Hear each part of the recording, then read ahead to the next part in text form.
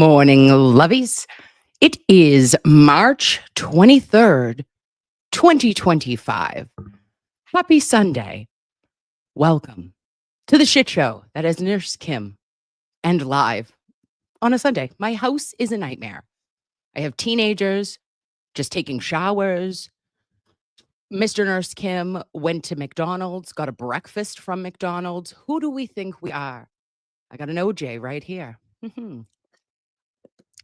Yes. Good morning. Oh, Trisha. Thank you so much. I did put a BB cream on. You know what I'm saying?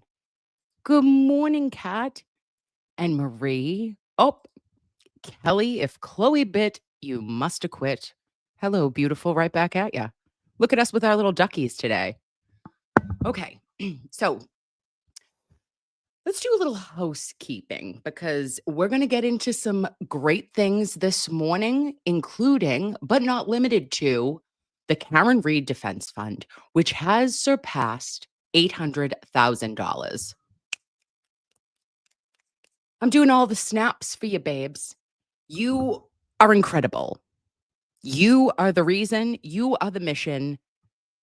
The call has been sent and you answer every time. I'm like blown away by it all, by the generosity of our community and also the kind of unwavering feel that we all have that we have to stand for something or we would fall for anything, right? And like, I just want to read through all of the things that you guys sent for the Nurse Kim fundraiser. $12 for 12 experts. That's going to be amazing. There have been incredible comments and you guys you're it. So at the top of this, up at the tippity top, it should be pinned, the Karen Read Defense Fund. If you're feeling froggy, babes, leap today. Leap, because we only have, 7 days till allegedly jury impanelment. We know that the stay filed with the Supreme Judicial Court was not granted. It was denied. Rude. So Nurse Kim is here, right? We're going to be here. We're going to do it all. I don't know why I just said my name in third person, but it's a Sunday. And also, we know that Judge Cannoni wants to be knee-deep in clams by July 4th, so she's not tweaking her schedule, Okay. And then there was a new article that I want to read from Vanity Fair because this was about Karen Read authorized a documentary about her murder case, and then it was declared a mistrial. As Read's second trial looms, the director of the ID, Body in the Snow, the trial of Karen Read, reveals how the outcome of Read's first trial for John O'Keefe's death changed everything.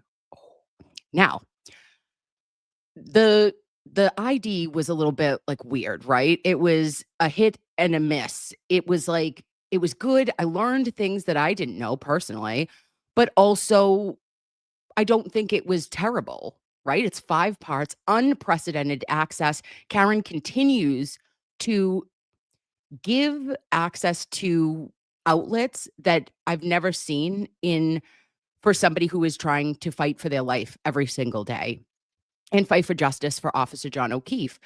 And this article, I ended up getting an email about. Why? Because I signed up for a year of Vanity Fair when the Vanity Fair article came out by Julie Miller, when Julie Miller did a 3-day sleepover at Karen's house. Okay, who does that? I also, was like, that shows to me that someone doesn't have anything to hide if they're letting you in their house, Okay. Before we get into that, though, I have to tell you, yesterday I had an incredible interview, or not interview, just like a chit-chat sesh with Mr. Mark Betterow. And at one point, babes, I lost my mind, okay? This has been brought to my attention by more than one person that apparently I said, babe, to Mr. Betterow. Have I ever done that before? No, he's not Jimmy. He's not us.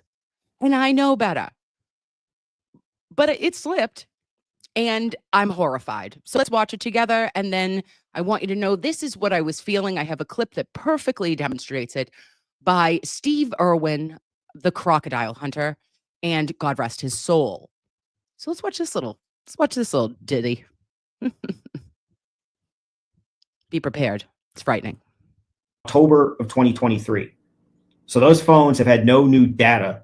You're silenced, by the way, but that's okay. Thank you, babe. You reminded me of Mike. He does that like 6 times an episode. I do it at least twice. Yeah. I'm second place on that. Yeah. Well, but. Oh, I'm sorry. Oh, I'm sorry. Not only was I on Nurse Kim mute, but then I said, babe, we'll talk about clutching your pearls and clenching your butt. It happened. And this is what I was feeling in that moment. And how I sometimes feel when Mr. Betterow comes on, how I feel definitely about David Unetti, and Mr. Alessi has made the list. When I saw Terry in the crowd, I looked up and our eyes met. And my heart just went bang, bang, bang, bang. It just started thumping. It was love at first sight. I know this sounds like it's coming out of some Mills and Boon love novel, but it's true. Love at first sight. Next thing, whoa! I remembered where I was. Agro's trying to kill me. So I wound up the demo. Yep, thanks for coming. And then she stayed back and talked to me. He said hello, and I think I said something really clever like hi. And crikey, our love just went ballistic. Thank you. Thank you. Should I be streaming today? Probably not. Should I think about my decisions in life? Should I remember who the Christmas you're talking to, Kimberly? Yes. Okay. Oh, Jamie Z, you loved Steve Irwin. I did too.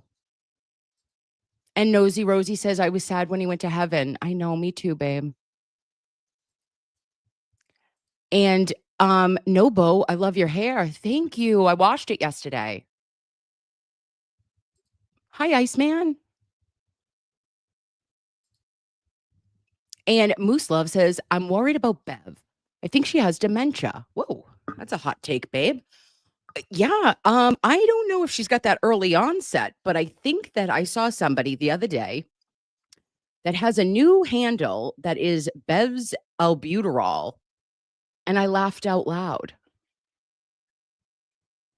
Okay, as someone who also gets some seasonal allergies as I get older, things are changing. I am allergic to everything outdoors. Okay, whatever is happening or blooming outside right now may be trying to take me out. Might work for the Commonwealth, not quite sure. But the Mother Nature and pollen, and I think moss, trees, a leaf might be, projecting a death wish upon me. I'm not sure at this point. Okay, so oh, hello, Winnie's mom. Thanks for coming here for Sunday service. And may the Lord be with you and also with you. Everyone who is really at church today, you are doing all the right things. I apologize. I am not there, but I am there in spirit. So let's get into this incredible, what I think is incredible, article that went over everything from the ID perspective in a Vanity Fair article. So there's Kat. Hey, Kat, how you doing, lovey? And remember, babes, if anyone is feeling froggy and you wanted to, send some do-re-mi over to that Read Defense Fund so that we can get 12 experts and actually rock the socks off the Commonwealth. Because we have evidence and we have truth. And we know that Karen Read did not strike Officer John O'Keefe with her vehicle on January 29th, 2022. So it says, Karen Read will soon be tried for the second time on charges that she intentionally backed her vehicle into her boyfriend at the time, Boston cop John O'Keefe, and left him to die in a blizzard.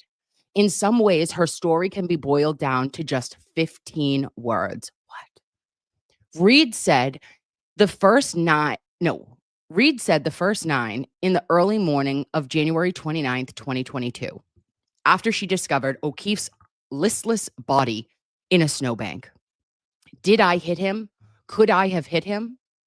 The next 6 were typed into a search bar by Jennifer McCabe, a friend of the couple, a friend of John, but okay, either hours before the body was found or immediately afterward, depending on whom you ask. Haas longed to die in the cold. McCabe says that she made the Google search at Reed's request only after O'Keefe's body had been located. Reed's defense team argues that McCabe did it earlier.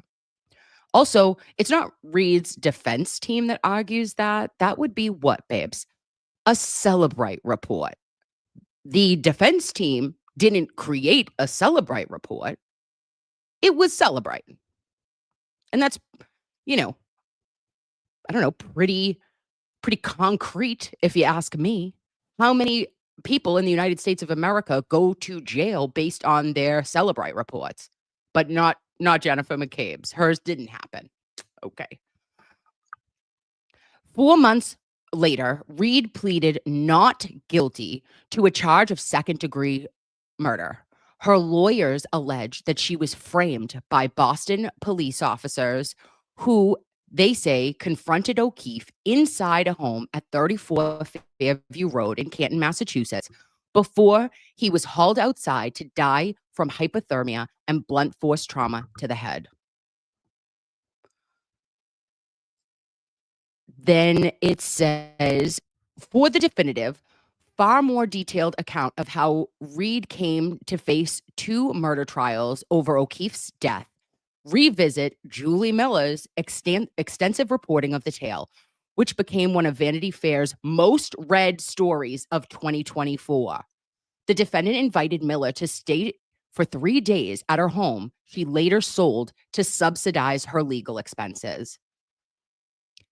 The strangest sleepover ever, Reed admitted, though she also claimed to be an open book.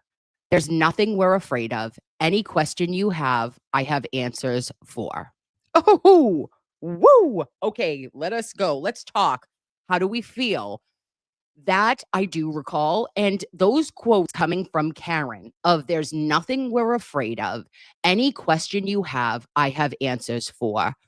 Babes, I'm gonna tell you a little ditty. It's a little ditty about Nurse Kim and her love of, legal cases, her love for mysteries, her love for all the things, right? I've been watching things on ID and Court TV since it became a thing in like 1995. I remember being a small child. I was like 8. Probably shouldn't have been watching it, but I was over at my Nana Phyllis's house.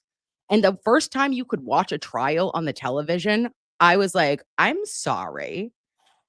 I'm in a courtroom. Okay. I don't know why I was like drawn to it, but I have never seen a defendant try to get their story out for years. Now, this isn't something that Karen just like one day was like, hey, I'd like to talk to one outlet. She has consistently, and I don't give a shit how they twist the words or how they say, oh yeah, she said whatever, like that he went to the door and then she texted him and she didn't text him or some bullshit, whatever they're pulling. No one has given unprecedented access the way that Karen has. Like, I'll sit down, she'll talk about it with these outlets, with Vanity Fair, with ID, and she is saying with ABC, with for 2020 and for Dateline. Now, if a word is different, I don't give a shit. The main message is always there. It's always consistent. It doesn't change. And do you want to know why? Because the truth doesn't change. There was confusion for the first couple of days. Karen is like Irish Catholic, right? And she's sitting there going, oh, Lord, what happened? Can you imagine coming upon that tragic scene and finding someone you love? The person that you love and are in a relationship with, you find them. She drops her basket, has to go for a Section 12 to Good Samaritan. She has to get evaluated. And then she is released. She doesn't feel comfortable because when she gets back to Officer John O'Keefe's house, and even before Officer John O'Keefe was pronounced, we know that Mrs. O'Keefe was pissed and said, "You just left him?" So she knew, like, everyone hates me right now, and I am, like, unwell, okay? I'm unfucking well. I was covered in what? My boyfriend's blood. I was trying to give him mouth to mouth to keep him alive. That has always been consistent. And anything that is used against Karen Read came, in my opinion, as hearsay. It is not documented in any report by paramedics, by police officers, by hospital staff at Good Samaritan.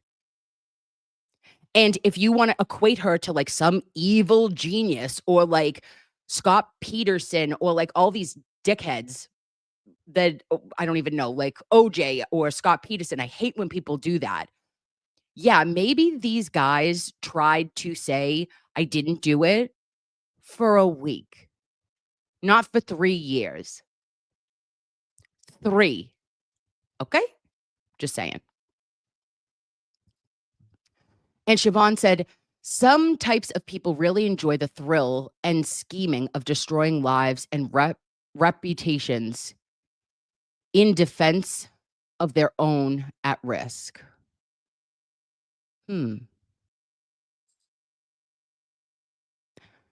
She changed her story so many times. My cat and I, how so? I don't think so.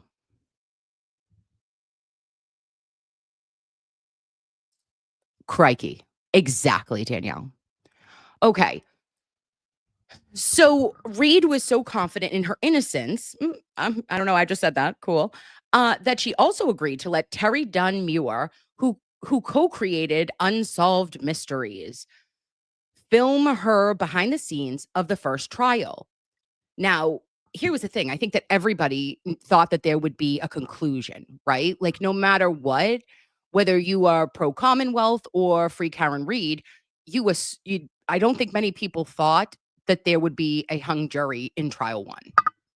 So it says the resulting investigation discovery documentary series, A Body in the Snow, The Trial of Karen Read, is now streaming on Max. And there it is. Yes. On the day I spoke to Muir, Massachusetts State Police Trooper Michael Proctor, lead investigator into the Karen Read case, notorious for calling Read a whack job cunt. And I'm going to say it. I'm sorry. I'm sure that was like, ooh, I'm sure that clenched your buttholes. But if he said it, I'm saying it. Okay. In a text sent just 16 hours into his probe, has been newly fired. Okay. Proctor had already been suspended without pay for sending several unprofessional texts, including this one, to his supervisors while searching Read's phone. No nudes so far. Proctor called the texts unprofessional and regrettable and admitted my emotions got the best of me, but said that his remarks have zero impact on the facts and the evidence and the integrity of this investigation. Okay. I take a little bit of an issue with that, not with what was, reported by this lovely article, but I know that Proctor would like everyone to believe that it was his horror. He had shock and horror because there was a death of a Boston police officer, and he said Karen did it, right? He was sure. And I would believe that, except that this is the same day, and Proctor didn't go to the scene that day. Okay. Proctor didn't say, as the CPAC team or anything, he wouldn't even take it from Lank in the morning. And they knew by 7:50 a.m. that Officer John O'Keefe was pronounced at Good Samaritan. So I'm going to need the clutching of the pearls done by Michael Proctor or some sort of rationalization for that behavior to fuck directly off. There is no excuse for that. And also for any human who may make the choice and say, "Oh, how terrible that the Commonwealth took Michael Proctor's cell phone records and used it against him, his personal cell phone records." Let me be the first to remind you, babe, okay, that Michael Proctor called Karen at 1:08 on January 29th, 2022. From what? His personal cell phone. If you're conducting professional business on your personal cell phone, all bets are off, guy. Okay?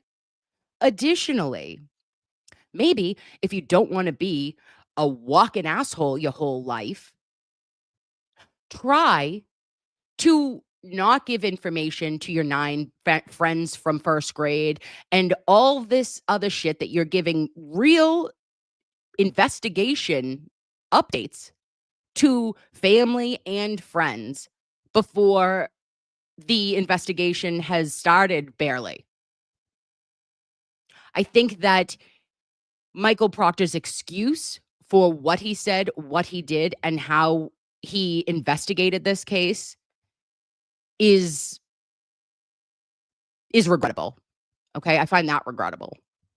Your excuses are not showing your accountability. And if you can't have accountability, then you deserve to be dishonorably discharged from the Mass State Police, in my opinion. Oop. K-Wags knows he's a walking whole ass. Oh, okay, loveys. So next, then it says Muir previously compared Proctor to former LAPD detective Mark Furman, the lead detective investigating the slayings of Nicole Brown Simpson and Ron Goldman, whose racist remarks eventually tainted his testimony. Suffice it to say, she is not surprised that Proctor was fired. It'll be interesting to see how Michael Proctor's status affects the new trial. I agree, Ms. Muir. The director says, are they going to call him as a witness now that he's no longer a Massachusetts state trooper? Does he come in as a civilian? Well, he comes in as what he is, which is Michael Proctor, not Trooper Proctor. And I think that that is going to be difficult to obtain or to kind of even analyze by a jury. I can't see any jury looking at Michael Proctor, who is dishonorably discharged, and him saying, yeah, it was only because I was talking shit, when it said a possible finding was bias. Oh. Because that's a Bowden offense all day long, guys. The second trial will introduce a new prosecutor who reportedly hopes to admit into the trial footage of Reed's Mirror's doc. Okay, so the ID doc. I know Hank Brennan, the prosecutor, mentioned it in a hearing, but I don't know that he's planning to bring it into the trial, says Mirror. I was surprised when I heard that. Oh, you were? You were surprised, documentarian. Okay. We've been trying to be very neutral and very unbiased. Knowing that this series was going to launch before the new trial, which was a choice you fucking made, by the by, ID, it was even more important to me because we wouldn't want our documentary series to affect the outcome. Oh, well, that is something. That is, you think you're important, don't you? Gosh, I wouldn't want our HBO Max behind a paywall to affect the outcome of a trial. Pretty sure you're not, but thank you for joining the conversation. But Muir knows that but Mirror knows that is asking a lot of a community already fiercely divided by this case. I don't know if I agree with that. I think it's going to be hard for them to find a jury that hasn't heard about this, hasn't seen news, hasn't seen the documentary even. Maybe they have, she says, but their job is to swear that they can be impartial no matter what they've heard. I agree with all of that. And Muir said her team also strived for objectivity after receiving Read's incredibly unusual invitation to cover the case. Oh. The project was also supported by her legal team, which includes Massachusetts defense attorney extraordinaire. I added it, shut up. David Yannetti, as well as AJ Action Allen Jackson and Liza Little, 2 LA-based lawyers who used cell phone data to get a civil 2019 groping case against Kevin Spacey dropped. They're very good at forensic cell phone data, correct? Before Read granted Vanity Fair Miller's total access, she told her side of the story on camera. According to Muir, Read likened her predicament to the staircase. John Javier, I'm going to screw this up, John Xavier de Lestrades, true crime docuseries detailing the defense strategy of Michael Peterson, a novelist who was accused of murdering his wife, Kathleen, in 2001. Michael was found guilty of the crime in 2003, but has since been released from prison after being granted a new trial and submitting an Alford plea, which is a guilty plea that allows the defendants to maintain their innocence and avoid a harsher sentence. Karen said, "I don't want to be, but I am a staircase case," said Muir. Okay, so that's Muir saying what Karen said to her. And quote, "That was the motivation her team spoke about." I just wanted to tell you, with all of those attorneys there and now the addition of Bob Alessi, babes, how are you telling me that Karen isn't surrounded by attorneys, some of the greatest legal minds of this century? Okay. Additionally, they 100% believe in Karen's innocence. When Liza Little and AJ were talking, or doing any press regarding the Kevin Spacey case, a potential groping case or whatever, did you hear them say anything of my client is 100% innocent? Or did he say, or they say rather, we'll see how this plays out in court. We're looking forward to our day in court. And everyone deserves a vigorous defense. But the verbiage that is used by these attorneys is concrete, is very different than any other case I can recall. Okay. The immediacy of Read's case was irresistible. Quote, "So many times we were telling stories in past tense and doing reenactments," meaning with unsolved mysteries. "And in this case, we didn't know what was going to happen from day to day," says Muir. "It was a challenge, but also very exhilarating. Plus, the story felt right in her wheelhouse. I still don't know if we're ever going to really know what happened at 34 Fairview that night. It was a mystery, and my career shows I love mysteries." Well, Ms. Muir, I actually agree with you on that statement. I am concerned that we may not ever really know what happened to we know what happened to Officer John O'Keefe, but who and what occurred to give those fatal injuries that Officer John O'Keefe, sustained. Because I know, based on my medical training and experience and life, that where Officer John O'Keefe was found, his 2.5-inch laceration to the back of his cranium, blunt force trauma, catastrophic brain injury, and abrasions to a right upper extremity with no other breaks, fractures, anything, anywhere. Well, that doesn't make sense, babe. And even our medical examiner, Dr. Scordy Bello, will not concur that it was an MVA, motor vehicle accident, if you will. And she won't even confirm that it was a homicide. It's undetermined.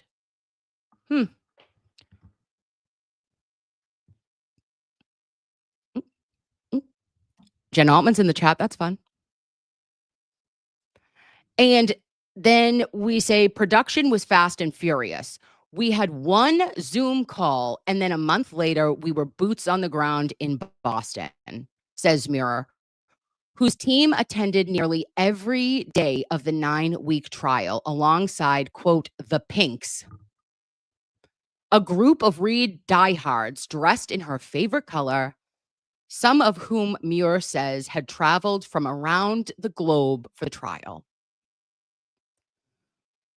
But Read's legal team probably assumed that Muir would be capturing Read's journey toward freedom, not a temporary reprieve on the way to a second trial. I 100% believe that they thought they were going that there was going to be an acquittal in this case, Muir says. So when they took this on, that's what they were thinking. And it would have been a very different film had that happened. Everyone was surprised that it was a hung jury. Yep. When the mistrial was declared on July 1st, 2024, Muir said we needed to make sure we were 100% balanced as we could be, because we knew there was going to be another trial. In an effort to balance the scales, Muir contacted the O'Keefe family, who were unable to participate because of an exclusive agreement with another production company. Vanity Fair previously confirmed that the unscripted project on this case is in the works at Netflix. So now we've known about that, babes, but I didn't know that, I didn't know that the unscripted project was in the works at Netflix. I knew of the production company, right? But so that will be where the O'Keefe family tells their story. And the O'Keefes previously declined to answer questions from Vanity Fair, but sent a statement declaring that the family believes Read, quote, now get ready to clutch your pearls, is liable for John O'Keefe's death. Okay, hold please. The O'Keefes sent a statement to Vanity Fair that said the family believes Read is, quote, liable for John O'Keefe's death. Unlike most people accused for murder and sued for wrongful death, Karen Read has embraced her celebrity in outsized ways. Oh. Last November, a judge ruled that Read would not be deposed in a civil wrongful death lawsuit filed by O'Keefe's family until after her second criminal trial concludes. I don't want you to freak out, but I kind of freaked out when I read that, because that is looking to me, and who the hell am I? No one. But I'm just saying, it's looking to me, by using that word, the liable, that's for civil. That's 100% for civil. And they're bringing up her civil suit and wrongful death suit.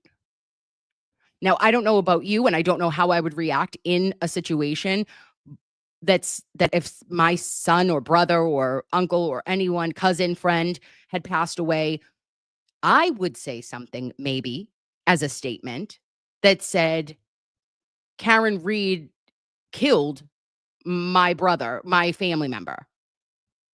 Because that's what we believe, that Karen did that. But they didn't say that. And that speaks volumes to me. What do you think? Oh, we're clutching. Maria's clutching. Pierre Duckery says the McElberts are the liable ones.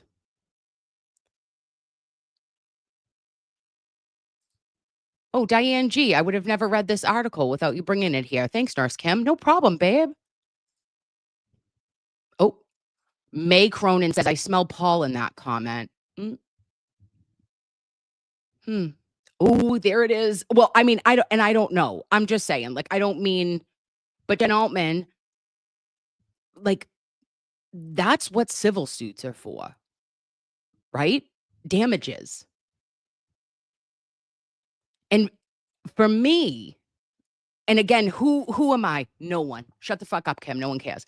But if I felt truly in my heart of hearts that my loved one was killed by another person, I'd be talking all that shit. And I would say that other person killed my loved one. I wouldn't be given subliminal messaging about liability and bringing up being sued for a wrongful death,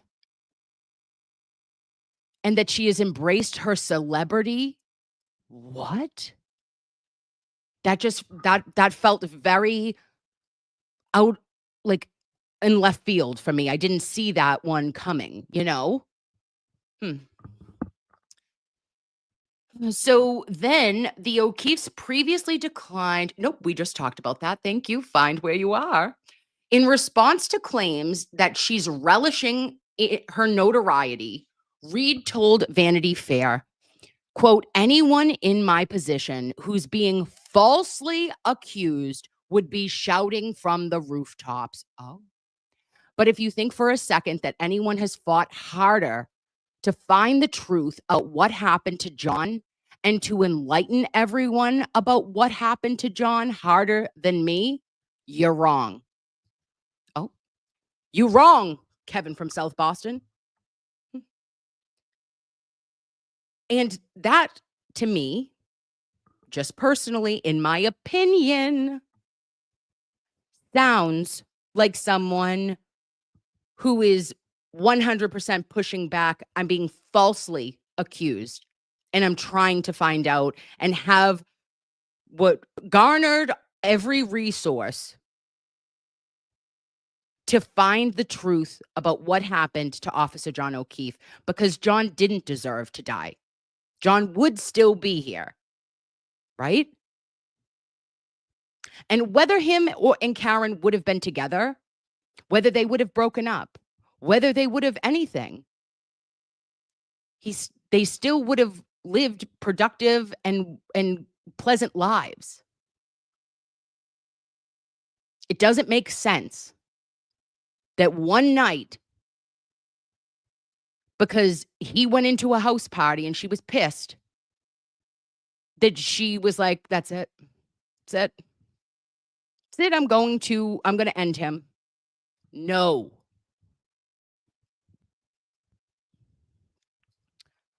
Okay. Post-verdict, Mirror's focus shifted from Reed to O'Keefe. My personal opinion is he's gotten lost in all the noise around the case. So we reached out to his friends. She tells Vanity Fair. During the first trial, they told me they just wanted to maintain a low profile. They didn't do a lot of interviews and they weren't super vocal. But when the mistrial was declared, they realized they probably should start to speak up, and they have. Among those shown speaking up on behalf of the prosecution is Joseph Krowski Jr., who is identified only as a criminal defense attorney. His ties to this case run a little deeper than that, though. Krowski had previously represented Colin Albert, nephew of Brian Albert, the retired police officer who owned the property where O'Keefe's body was found. He was no longer representing Colin at the time. He had represented Colin, Muir said. When asked why Krowski isn't identified on camera as his former lawyer. Quote, we made a very conscious choice to not bring Colin into the docuseries. And so it's all wrapped up in that. But I think Joe is his own independent mind. We call him the voice of reason. He does a great job kind of doing point counterpoint for this series. Oh, I have questions. Listen, Joe Krowski is great. Joe Krowski Jr. is great. He's the one I'm talking about because Joe Krowski Sr. tells Tom CPU to fuck himself in the morning. Okay. Tom says, good morning, sir. He says, fuck you. It's very Boston. It's very Massachusetts of him. But Junior represented Colin, and he didn't at the time, I guess, that this was done, but that's shady as shit. It's shady that you only identified him as a criminal defense attorney when he has ties to this case. Like, I mean, you could have even done a footnote, bitch. Like, you could have just been like, hey, he was previously represented, a non-party to this matter or whatever. But to just say that he's a rando criminal defense attorney is not accurate. It's not. And let's call a spade a spade. I respect Attorney Krowski Jr. And I really think that he sometimes can have a good point. But it shows that there's a spin here. And it came from ID, in my opinion. And then we have, while parsing through 270 hours of her footage, plus 170 hours of archival material in post-production, Muir said she found herself returning to O'Keefe. That was what I just kept coming back to with the editors, she says. And I would go back to the interviews that his friends did and figure out what we haven't included so we can pull them in. That was very important to me. Well, I believe that they should be. Like, friends and family of Officer John O'Keefe 100% should be included, and whatever you want to pull in, pull it in. This meant losing footage of Read and her legal team, who Muir has said she didn't get to approve the series before it aired. Oh, okay. This meant losing footage of Read and her legal team, who Muir said didn't get to approve the series before it aired and are only now able to see it. But Muir, whom Read entrusted to bring her plight to the screen, doesn't appear to be in contact with the accused anymore. As for Read's potential reaction to the doc, quote, I saw a written version of something that Karen said to one of the bloggers, and that's all I've seen, says Muir. She hasn't seen it yet. This was before it had launched. But one of her comments was, oh, there's a lot of footage, and I hear that's not in there about me waking up in the morning and going to bed, us going to dinner. I mean, there was footage of Alan Jackson getting his hair cut and Liza Little riding her skateboard to go pick up food down the streets of Boston. David Yannetti working out. There's lots of behind the scenes that we wish we could include, and she's right. A lot of that is not in there. Okay. We're going to have to pause. Hold that thought, Terry. Huh. Okay. Karen had talked to who? One of the bloggers. Is that the Glairer?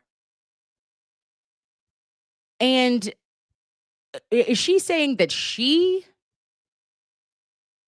waking up in the morning, us go, oh, okay. Oh, there's a lot of footage that I hear is not in there about me waking up in the morning and going to bed, us going to dinner. I'm confused. Is she saying that Karen was saying that she wanted Alan Jackson getting his hair cut, Liza on the skateboard, and David working out? Oh, she said that. Karen said that. Okay. There's a lot of that that's not in there. Okay. So she's listening. Oh, Terry, thank you for listening to the Glarer. Will is one of our faves. And in an exclusive statement to Vanity Fair, Read said that she has no plans to watch the docuseries. Quote, I've lived it. I don't need to see it editorialized for marketability. I'm sorry. Drop that mic. Drop that mic, Karen. The one clip she caught, however, failed to impress her. She mentioned the fact that Mirror did not identify Krowski. Oh my God, stop it, Cal. Look at us together. Did not identify Krowski, who appears on camera refuting Read's version of events in minutes leading up to Officer John O'Keefe's death as Colin Albert's lawyer. Colin Albert was inside 34 Fairview in the early morning hours of January 29th, noted Read. A good, objective journalist and documentarian would have made that note for her audience. Okay, should have read the end. Yeah. No notes, Cal. No notes. Just say it. Just put it somewhere that it makes sense. Because, like, it's not just an attorney who knew a witness in the case. It was an attorney that represented a witness in the case, in her case. And you downplayed the shit out of it, in my opinion. Mirror is hopeful that those who view the series will, quote, keep an open mind and look at both sides. Continuing, it's a very divisive case. And we need to respect everyone's opinion. If you're, quote, free Karen Read, great. If you're more on the prosecution side, fine. But it's been upsetting to watch how vile this has been. The name calling and the vitriol, the personal attacks. The case has been tried on social media, and I think that's a shame. It's a disservice to the judicial system and to Karen. Well, here's the thing, Ta. Okay, now I'm going to call you Ta. I don't believe that anything you're saying here is genuine in your last paragraph, because if it wasn't for social media, Karen Read would be in jail. If it wasn't for Turtle Boy, Karen Read would be in jail, because it was an actual grassroots situation that has bubbled up upon red pilling the shit out of Mass State Police and Norfolk County and Canton Police and everyone else that, you could say, well, how did that happen? Everyone who has looked at this, you may be confused. I have seen a lot on TikTok lately of people that have seen this, and this kind of makes me clutch my butt. A lot of people have seen this, and maybe she did do a decent job because everyone's fucking confused. I'm saying confused to the max, babe. They're like, I don't know what to think here. And I'm like, well, we should know a little bit what to think. And everyone seems very, unable to say Karen's guilty a lot. They're like, no, I don't think she's guilty, but this is weird. And I don't feel like I understand even the basis of what this case is about, other than a police officer has passed away. Hi, babes. Welcome to the club. Where's the evidence that you can tell me beyond a reasonable doubt that I shouldn't have significant concerns in Mass State Police by looking at? Had you found one piece of red or clear polycarbonate plastic before Karen Read's vehicle was seized and towed back to Canton Sallyport on January 29th, you might have a fucking leg to stand on. But I'm going to tell you this, my loveys, listen to me closely. If anyone wants to tell you that Mass State Police or Canton Police Department, that they couldn't, they just couldn't find it. It was the middle of a blizzard. How dare you? We saw Gallagher's video of the leaf blower. We saw it. Lieutenant Gallagher out layer by layer, methodically removing snow, a couple inches of snow, 3 inches-ish, 3 to 4. I don't know. I'm a woman. Men lie about inches. But I'm saying this. There was an ability for Canton Police that morning to find drops of blood in the snow and put them in red fucking Solo cups. They also found clear glass. It looked pretty light in the video that I saw, much lighter than when the CERT team was out and actually finding the first pieces of taillight. I want to ask you, does it make sense that a couple of drops of blood were found, but 47 pieces of polycarbonate taillight that were red and clear were not? No. No. You're all full of shit up to your eyeballs. And I don't know what happened. I'll never say this one did something, this one did something. Why, babes? Because I'm not a cop. I'm not a detective. I don't play one on TV. I'm just a nurse. I'm just a mom. I'm just a Kim. But I have a brain. And I use it. And I firmly, truly, earnestly believe in my heart that Karen Read is not responsible, is not the cause of Officer John O'Keefe's death, period. You know? McDackle said, don't be a daft, Nurse Timothy. Everyone knows you can't find something until it's there to be found, dummy.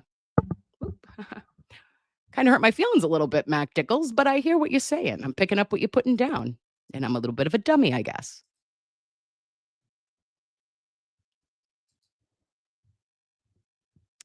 Jen Altman, a fucking man. And LOL, Hank's deviated septum. Is that a screen name, or are we talking about a CPAP? What's happening here? Oh, and Standing Stone says the physics do not work with regards to an elbow strike in reverse. So it's his right arm that was hit, as they claim. Yeah, that doesn't work. And babes, I want to tell you one other thing. When I was going back and looking at that one hair, the single solitary hair that hung on for dear life, okay? In 60 miles round trip, in a blizzard, where are they saying that hair came from? Now, I know that there is mitochondrial DNA that prove that it is Officer John O'Keefe's hair. But my question is where it is located on the quarter panel. Are you trying to imply that are you saying it's Officer John O'Keefe's arm hair? Right? Because it's a short hair per the picture. And it had a curl. It was a C shape. And it can't be from his head, right? Because his head wouldn't have hit the side of Karen's car if his elbow broke the taillight. It also couldn't have been his arm because his arm isn't 3.5 feet long.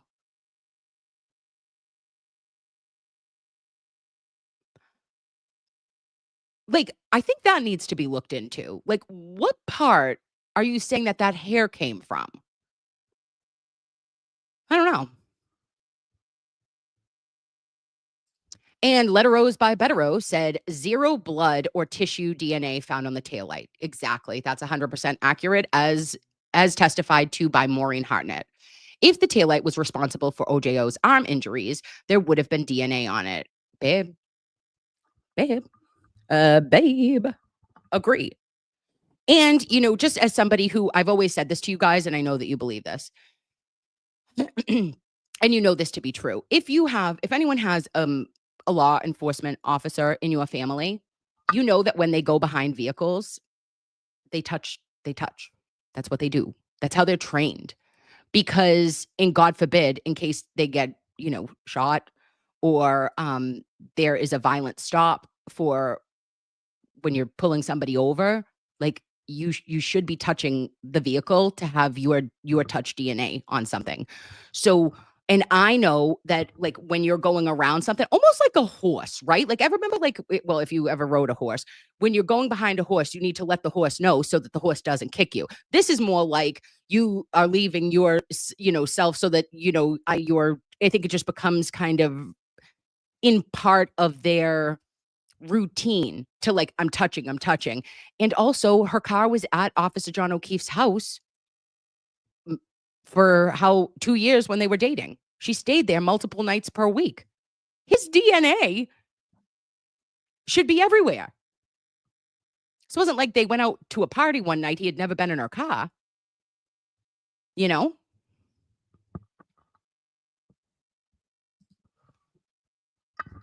Oh, La La Land said LV Cops said it's standard for cops to touch taillights. Yep.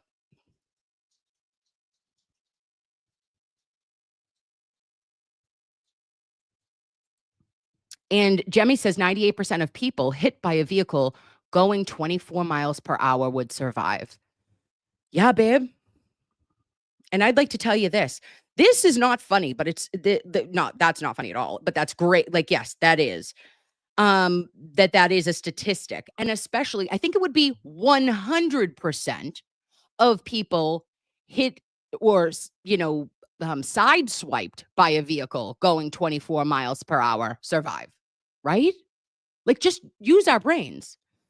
Someone, a kind of sexist man, I think his name is Kevin from Bristol, commented, I know Karen Reed is innocent because no woman could drive 24 miles an hour in reverse and hit a target.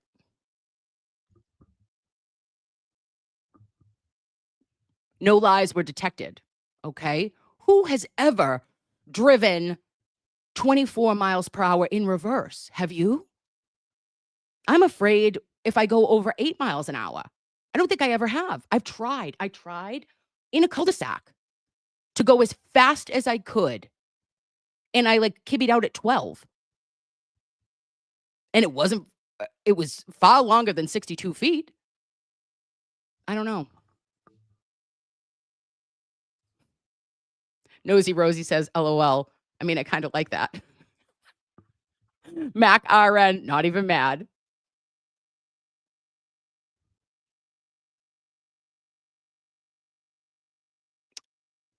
And Hellfish Haven says, especially if John was intoxicated, he would survive the strike because when you're drunk, your body contorts to the hit. Listen, okay, I'm going to take you back to the year of our Lord, 1900, and I think it was 75. My Uncle Brian was in a Camaro with 3 of his buddies driving up Trapella Road. Okay. If you're from Waltham, you know Trapella Road, Waltham side. And he's going up the hill and they were drinking. Okay. They were young. They were very young. They were like just gotten out of high school. They were 18 or so. Back in the olden days, it was 18 to drink. And they were highly intoxicated.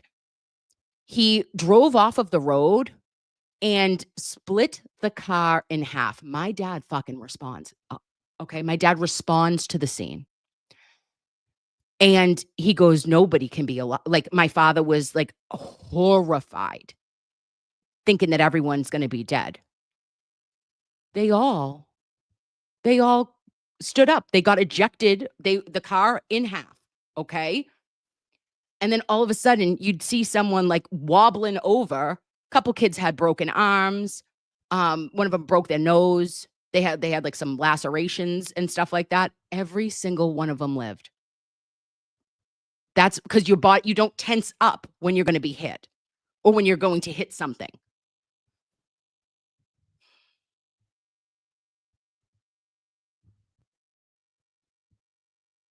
Yeah, and thank God. No, thank God. My grandma and Phyllis would have. It was so bad. I mean, it was a different time. Do you know what I'm saying?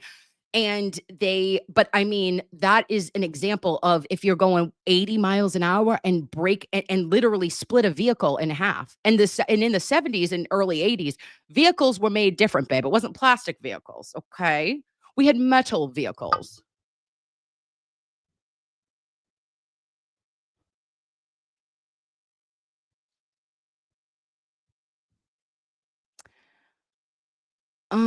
And then we have Polly Pocket's Power Trip said, I struggled with parking, much less backing up.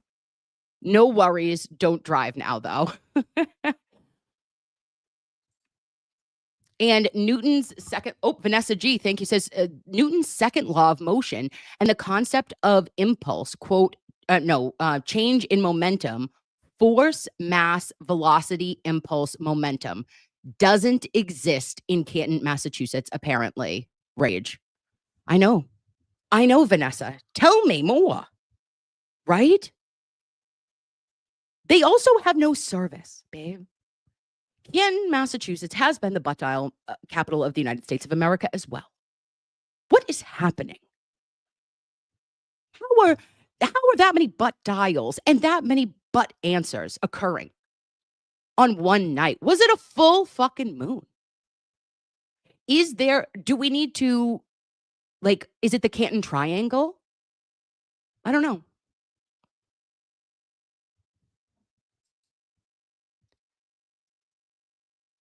And then we have, and John wouldn't hear that 7,000 pounds backing up. Oops. Get him, Altman. That's correct. Going right towards him directly. Oh, just like maybe, here's the thing. Oh, you look and see it, and he just stepped one step to the left or right. Wait a minute. What am I doing? Okay, if it was like this, it would be one step to the right. Damn it, Karen. The fuck? Oh, okay.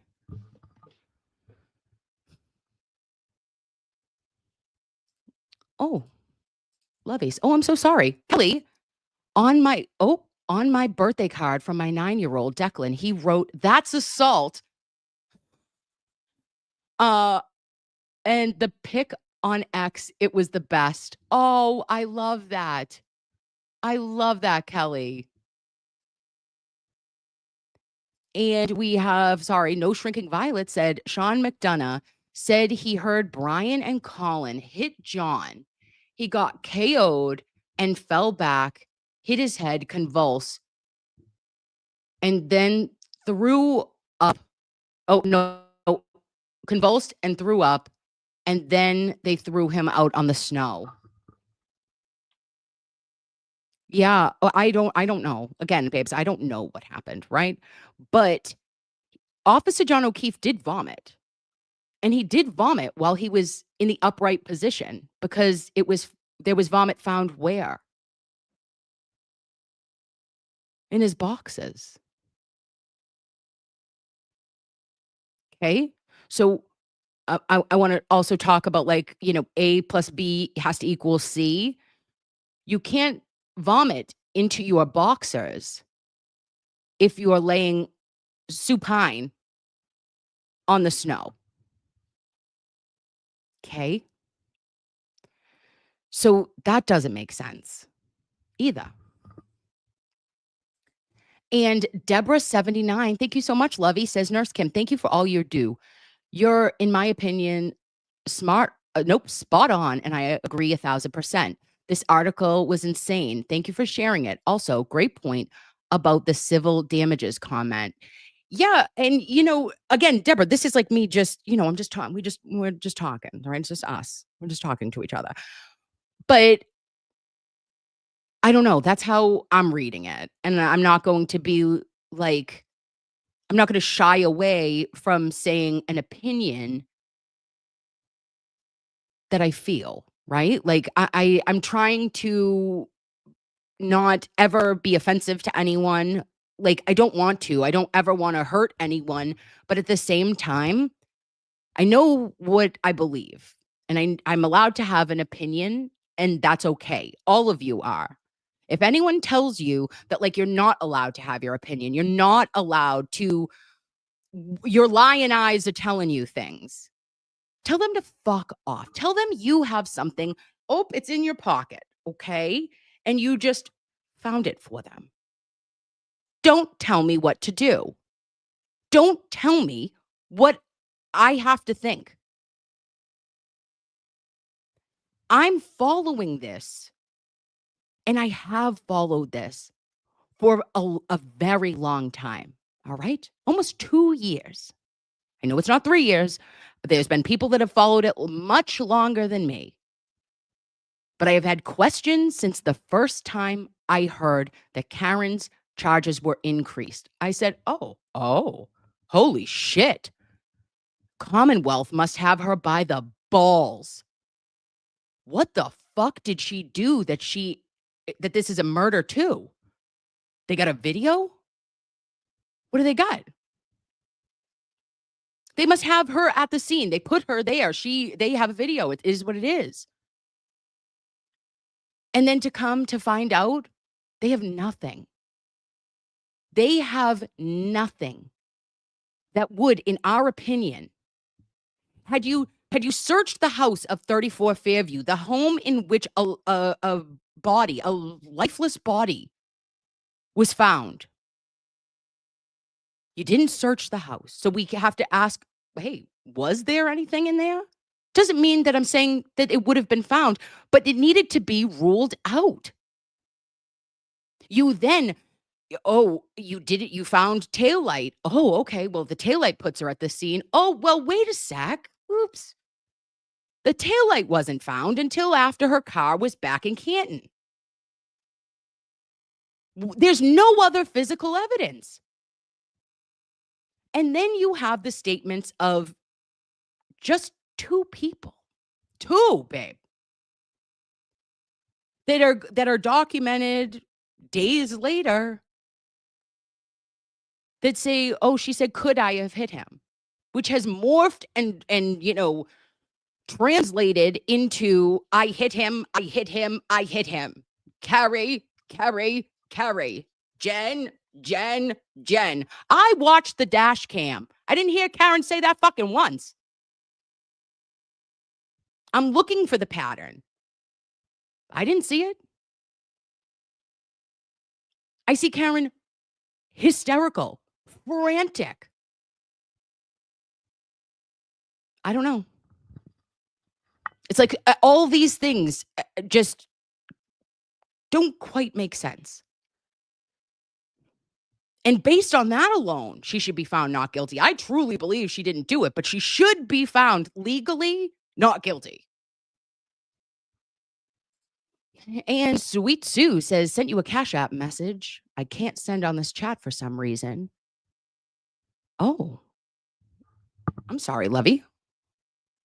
It won't allow you. Or wait a minute, can I read? Do Cash Apps do that? You could put a message on the Cash App. Oh, babes, I don't do technology. You know this. I'm so sorry. Thank you so much for doing that. I appreciate you. Let me see. Oh, you could put a personalized note. Yes, I can. Sue Plu, thank you so much. And there's a pony derby fundraiser on the Facebook group. And thank you so much for donating $12 to Karen Read Defense Fund for Nurse Kim. The Pony Derby fundraiser. Is that for the Kentucky Derby? Awesome. And then Sumo says, I can't believe I caught a live. Oh, being in the UK, this rarely happens. I want to tell you that I'm actually your best friend from out of town. I love you. Thank you so much, Sumo. I love you too. I don't even know why I ended up here. This has been, we went way over for this. Sham Wow, stop it. Do you remember the Sham Wow? Oh, that brings me back, my friend. Thought that was going to change my life. That was an invention that changed many people's lives. Okay, Proctor loses will still wait. Proctor's loses will never amount to Karen's millions of dollars spent to show car didn't hit John, and it keeps going on. Yep.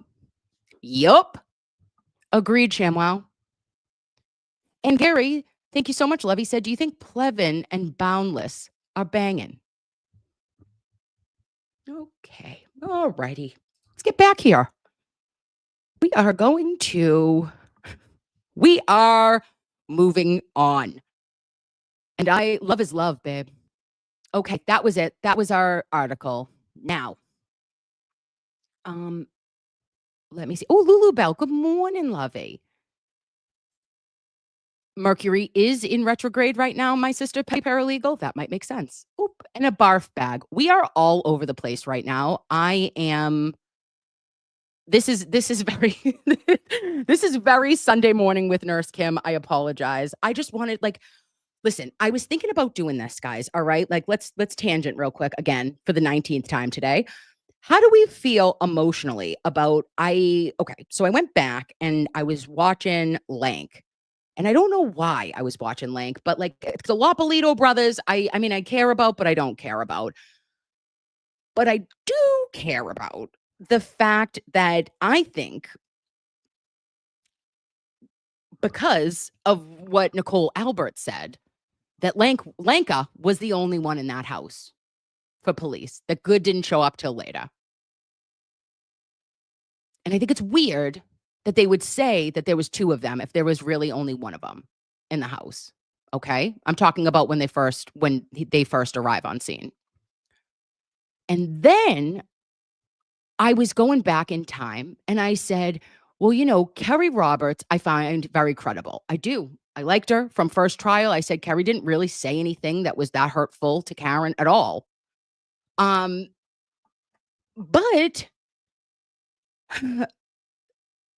and I said, well, that's what Carrie remembers for her about saying John's dead. And then calling her back and saying he was hit by a plow. Well, I said, let me look some shit up. Let's look that up. And I keep going back to the call to the police station made to Canton PD by Carrie Roberts. And I don't know about you, but if one of my best friend's girlfriends called me and said, he's dead, hung up the phone, and then called me back and said he got hit by a plow, and I called the police station, I'd fucking say that. I might even say it sarcastically. I might even say, listen to me. Johnny's fucking girlfriend is out of her tits right now. She called me. Guess what the fuck she said? She said, he's dead. He got hit by a plow. I don't know what the fuck she's talking about, but I would have said it. I would have said it. And Carrie didn't. She didn't seem concerned at all. And that has rubbed me the wrong way too.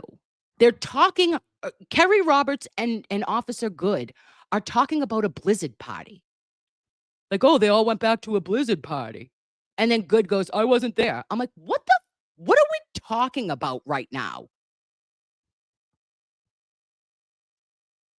That has never made sense to me. Even if I didn't believe her, I would have said, if I'm calling the police because I'm so worried about somebody, I'm going to tell you why I'm worried about them. Not that he didn't come home. Oh, he didn't come home last night. Okay. 15% of men that live in Canton. No offense. It's actually probably 70% of police officers. Like, oh, they didn't come home on a Friday night. What the fuck are you calling the cops for? And,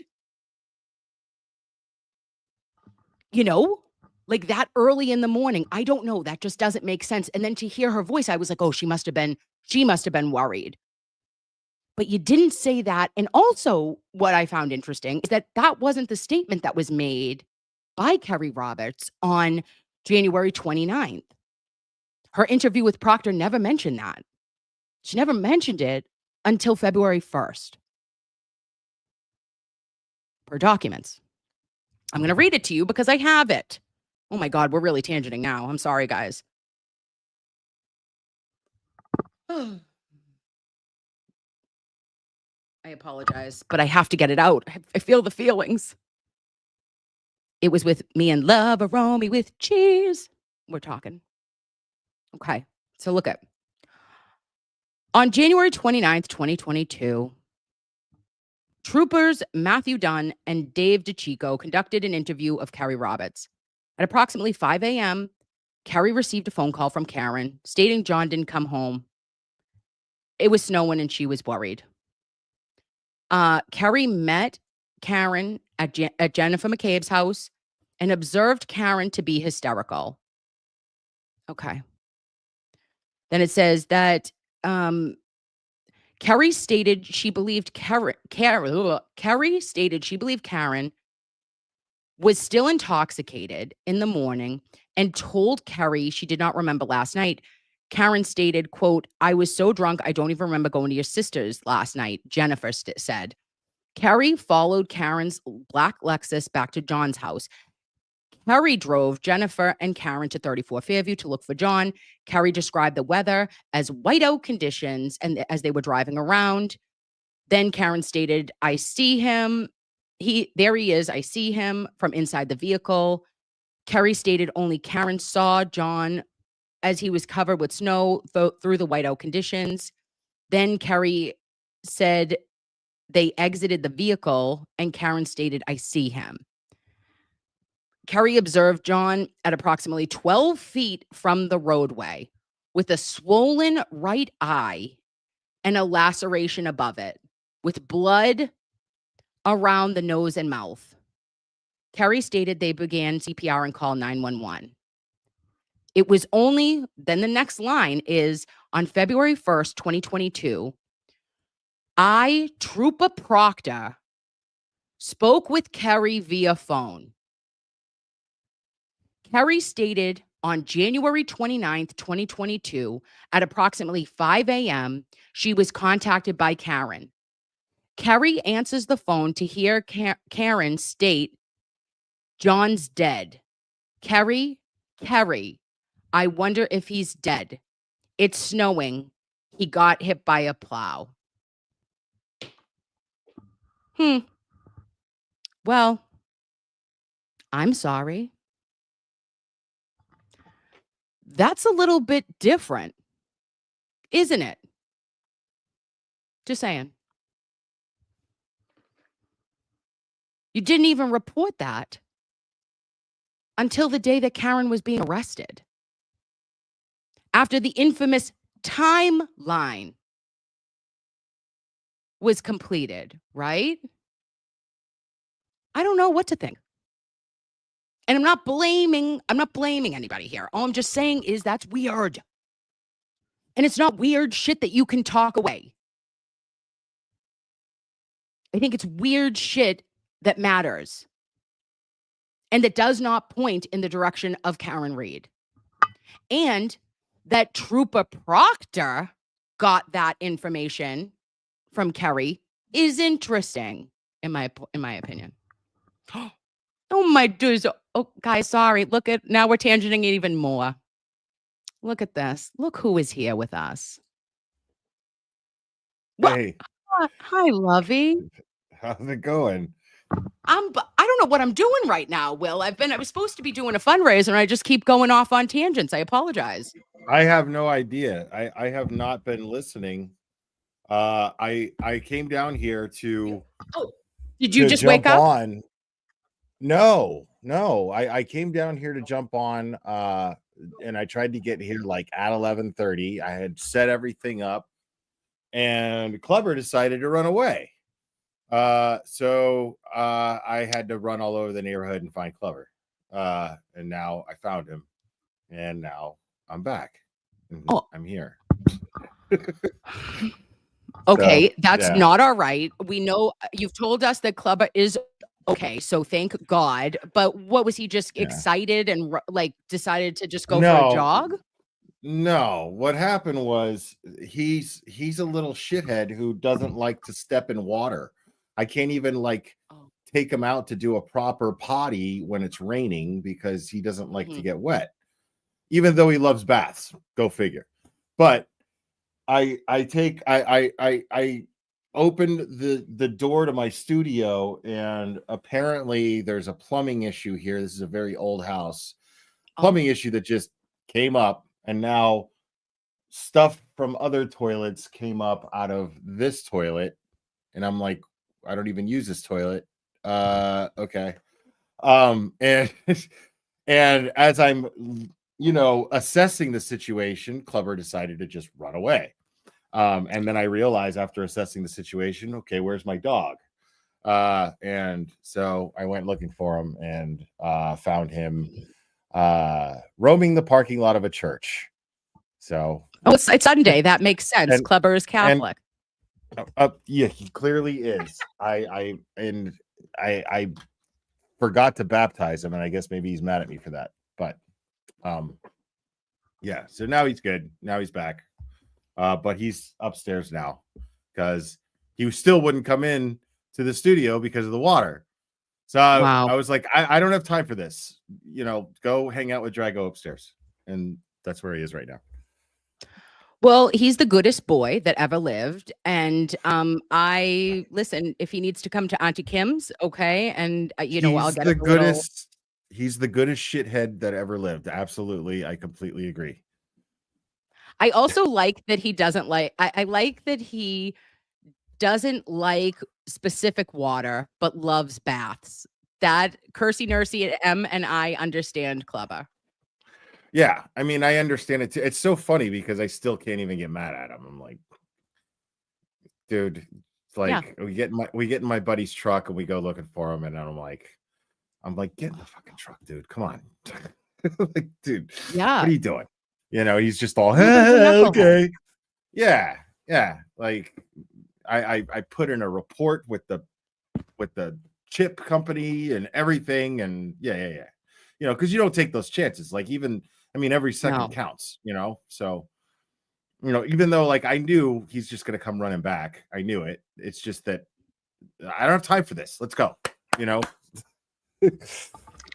Yeah, you're like, listen, not today, sir. Okay, this isn't. Right. I know that he wants to be Sunday driving, but like, you've got other things you wanted to do. Yeah, bro. Like you're messing with my day. I still gotta go to the gym. I got stuff to do. Let's go. Nurse Kim's waiting. Well, I thank you for jumping on with me. You're the best. I'm happy to be invited. Thank you for inviting me.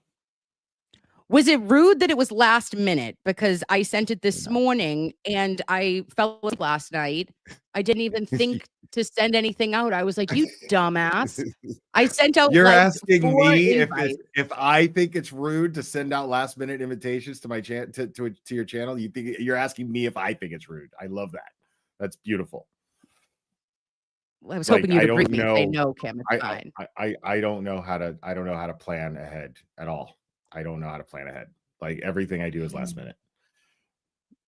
Yeah. So I was just on today. Remember I don't know if you remember, Will, but a couple weeks ago, I think it was like the beginning of March, I had a little bit of a dream, and I was when we got the 12 experts, when we found out that was the case, I thought that maybe $12 for 12 experts would be a cool fundraiser. And last night, the Karen Read Defense Fund hit $800,000. Can you believe it? Wow. Yes, I can believe it, but it's amazing still. $800,000. I've been waiting to hit that mark, and you did it, Nurse Kim. That is fabulous. Well, no, it wasn't Absolutely me. It double. wasn't me at all. It was just I was so I Yeah. was like, shit, I gotta finish up the 12 for 12 because I said to tell all of our loveys, I said, I'll get you a I was gonna do a pick a raffle or no, a giveaway rather for Nurse Kim Pearls, babe. Okay. So I was Okay. saying to anybody who entered, I'm gonna pick that at the end of the day and I would read through some comments, but I can't even pull the defense fund up right now. It won't allow me to, but I want to hear everything about you. Tell me, you were on with Jimmy. You had the best time. You guys are hilarious Always have a good together. time with I Jimmy. love it. Yeah. Always have a good time with Jimmy. He's amazing. Yeah. He Yeah. he's an angel. Yes. And Yes. he gets funny things out of people. And I just thought that your answers will, if anybody hasn't seen that, go to Jimmy's page and Auntie Deb and go watch, guys. He does this interview style like Tyra Banks did for Beyonce. Oh, was it? Yeah, it was Tyra Banks and Beyonce like 20 years ago. And she wouldn't do an interview afterwards. And and Jimmy does those kind of interviews. So it's Yeah. hilarious. And he gets the best out of people. And Blair was no exception to awesome, awesome answers and good talking. He's a big gay cherub. I love him. He's fantastic. For sure. And then what else is there anything you said that you were coming up in April, are you for real or no? Mm-hmm. Oh, okay, cool. Yep. Yep. That's the Do plan do you think anyway. we'll be on trial? Well, that's the whole point is is to catch it in the middle of trial. So I'm counting on it. But we'll see, but that's the plan, depending on how the trial goes. Yeah, that's the plan.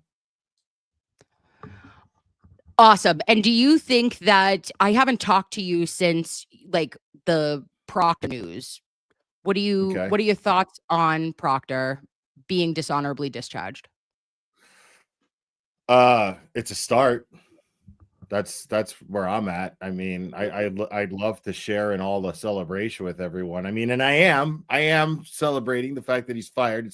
It's great that he's no longer a Massachusetts State Police trooper, but he should have never been in the first place. And there are other people who should have been fired as well. And I don't think as much as I think that those text messages and his behavior being completely unprofessional in that regard is fireable, sure. But I think it's a drop in the bucket when you think about how he conducted that investigation and the fact that everything indicates that he framed Karen Read and quarterbacked the whole framing of Karen Read, besides Jen McCabe herself. So to me, to see him fired for those things and not what I know actually concerns Karen Read, which is being framed for murder. You know what I mean? Like, so it's like, okay, yeah, he should be fired for that, but I don't think that, I my heart's with Karen on this, whereas Karen is not so concerned about those text messages. She doesn't really care about that. What she cares about is the fact that she's being framed for murder and that he's and that he's played a instrumental role, to say the least, in the framing of Karen Read. So I'd like to see him held accountable for those things. Agreed. I had Mr. Betterow on yesterday and we had a good conversation about motions in limine. And I know that you did like a stream about the Betterow letter and you've covered with Nan all of the motions in limine. Was there any one specific that you think Will was like, either a great win for the defense or should be approved for the defense, or that was bullshit from the Commonwealth? Well, what I saw from the defense was a lot of what we saw last trial. They're just trying to make sure that they do everything on the up and up, it seems like. I also think that they expect mostly for their motions to be, turned down by Bev. I don't think that they expect them to be approved. So there's always a contingency plan So I'm never, whenever there's a motion that they file that where there's like, okay, well, awesome. But you know, when the rest of us are like, okay, she's never gonna approve that motion. The defense is thinking that too, I would say. So and it's their job to be ready for it, you know. So I'm confident that the defense is going to put up the best possible defense for Karen in this upcoming trial, even better than the last one, because Hank Brennan could stand up there and lie all he wants, and as frustrating as it is to listen to, and as infuriating as it is to watch him do that and go, oh my God, you know, like I remain confident because the truth is on Karen's side. At the end of the day, he still doesn't have a case. You know, Yeah. he's still going to have to prove to 12 jurors that Karen Reed hit John O'Keefe with her SUV. He's not going to be able to do that. There's no way he's going to be able to do that because she didn't do it and because the evidence dictates that she didn't. So that's not going to change. You know what I mean? So we could sit here and get all upset and mad about Brennan lying, but the truth is on Karen's side, and she has the right attorneys to present that truth to a jury. So I'm confident. Same on my end too, Will. And you know, I was thinking that with Proctor and this, you know, dishonorable discharge and the verbiage, I don't know what's going to be allowed in from the, you know, Mass State Police findings, but there was bias noted in the findings, right? And I just think that that would show not, you know, not saying it doesn't provide that she was framed, but it shows that in the investigation was tainted from this from jumps. Day one, it was pinned on the girl.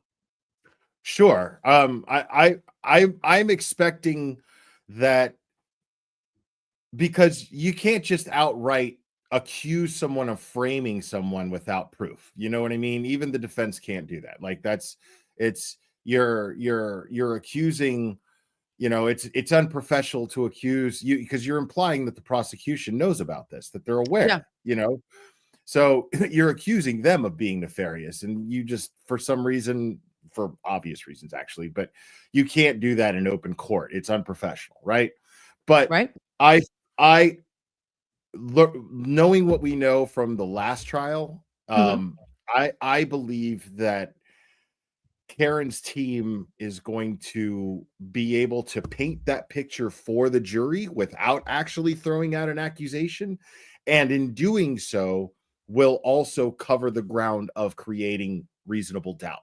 So they have that fallback. They have that net to fall back on, if you will, of reasonable doubt, while attempting to paint the picture.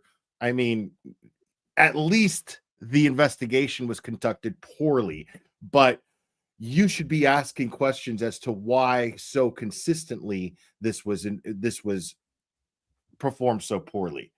So I think that they're probably, if I had to guess, and remembering what we saw in the last trial, I'd say that that's what they're doing right now. They're coming up with a game plan to paint this picture for the jury while ensuring that the jury has no choice but to look at this as reasonable doubt. So they'll be in the jury deliberation going, was she framed? I don't know if she was framed, but at the very least, we can't convict her of murder because they didn't prove it. We're sitting here asking whether or not the investigation was deliberately cagged or whether it was just poorly done. Yeah, that's wild. And I think the other key, huge key, right, is the Sallyport video, and us still getting now this video, you know, just trickling out 3 years later, when the big lie from Mass State Police and from the Norfolk DA's office has been that, you know, it overrides. Canton Police couldn't produce it because it overrides every 30 days. Well, you're full of shit. Yeah. Up to your eyeballs. You had this in your possession, and that that is a material misrepresentation, and Karen should go based on that alone. Like, it should be dismissed, in my opinion, because you prevented a defendant and her team from potentially exculpatory video and evidence. Agreed. But Agreed. who am I? And to sit there and say, oh well, there's no way that there's the original. This is how it was because it was. This is how we pulled it out of the Sally Port, in bits and pieces and out of the DVR. I mean, but that's not possible. The fact is if you altered this video in any way, you don't even have to be a tech expert to know this. I am the furthest thing from a tech expert. I still can't computer. So I'm even I know that in order to have chopped the video, you had to have extracted it in one piece originally at some point. In order to chop it up, it had to have been in one piece from the time frame that they're asking for to the time frame that it stops. There's no other way. So don't sit here and tell me that there is no original. Maybe there isn't anymore, but there was, and it was clearly altered. So the point is, if you cannot produce this original footage that had to have existed at some point and you failed to preserve it, you violated Brady. So that's it. That's it. I mean, you cannot produce this evidence. This evidence has been tampered with. The original evidence is not available. Therefore, it is not evidence against my client, and this case should be dismissed, period. This evidence was tampered with. Go, Will. Look at you. Jesus, we should go. Listen, I'm not even joking. I've had like weird feelings lately that I think there's like an attorney that sends me shit, and like, not shit, but she sends me like comments, and she's like, Kim, you already have you're already a nurse. You should go back and get your, like, it'll only take you 2.5 years to be a lawyer. And I'm like, I'm too old now, but I sometimes think about it. Oh, the second that I start to think about it, I shoot myself down because I'm like, I just can't. Like, there's certain things that people can do and certain things that people can't do. One thing I could never do was school. I just couldn't. I can't develop good study habits. I can't. There's just no way. Like, I am so conditioned to being a bad student at this point in my life. Like, even look at the way I run my channel. I can't even run my channel in an organized fashion. It's the easiest thing in the world to do. So, like, you do, but you're chaos. I'm going to go to law school at organized. I've been on this planet for almost half a century. I'm going to go to law school now with the worst study habits in the world. I had to take study courses to pass my GED when I was 19. You see what I'm saying? Yeah. I can't go to law school, dude. I can't. Okay. I won't even get past I would be required to take remedial courses in entry level college. I would have to do that, and I still wouldn't pass remedial math. Like, well, listen, we could do it together. You'll never graduate. Yeah. You'll never graduate. I would be I would be an anchor holding you down, drowning you the entire time. No, I don't believe that. But I mean, like, it's just this, I feel specifically like we've covered cases, we've watched cases. I've felt connected to cases before. I've felt passionate about cases before. None to the extent of Commonwealth v. Karen Read. And this case has taken me from a commentator to a new respect and a new I don't know, kind of reverence for reviewing all of the motions, all of the filings. That's not something I used to just watch the trials, talk about, like, okay, I believed this person, I didn't believe this person. To know myself and know that I'm looking like intently at motions on limine, I'm like, come on, like, what the fuck is happening right now? Like, this is, things, and I can't go over them. Like, God bless Melanie and, brother counsel and the ones that do go over everything. That's not my jam. I can talk to you, give you cliff notes about it, but bet your bottom dollar Will, I'm aware of all of them, and I've reviewed them, and I have like fucking highlighted them. Like, that's weird. I mean, it would be weird if I did that. But it's not weird that you do that. You're smart. But it would be weird You're if I smart did that. too. But the thing is, though, but poor study habits, though. Like, I know what's going on with the case. I could talk about it. You know what I mean? But if you try to like reference emotion and what was said in it, I'm gonna go, I don't know. I don't know. Yeah. But if you go, this is what's going on, and if they do this, they can't do this, and blah blah blah, I'm gonna be like, right, I'm gonna be right there with you. But like, this case is interesting because if you can follow this trial, if you could follow this case, you could follow any case. You can understand any case. Oh. But the irony of that is you won't be able to follow this case and know what's wrong with it unless you followed other trials before this one. You know what I mean?